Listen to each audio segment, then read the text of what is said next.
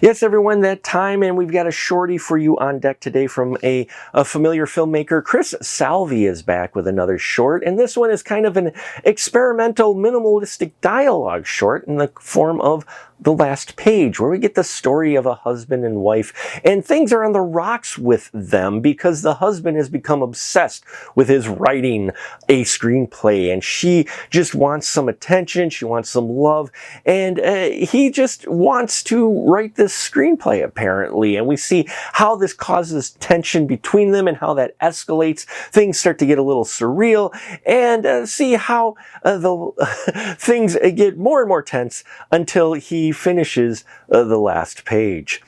Yeah, I enjoy films that can tell a story with minimal dialogue, and I think Chris Salvi is successful here, not only with the direction of the folks to help them emote and convey the emotions that they're feeling, but also through the sharp editing that we have here in the storytelling, so you can tell where everything and when most of the events are happening. Again, as the short goes along, it does take a little bit of a surrealistic approach to some things, some metaphors and other things going on that I'm sure are buried in there, and some, especially involving the typewriter near the end, and our writer and what he does with his hand, and just, yeah, it keeps getting a little bit darker, and I found it fascinating because I'm like, where is this going? Now, I will admit, at the very end, when it ends, there are a few question marks that I had out there with the story, but that's not necessarily a bad thing. They aren't spelling everything out for you,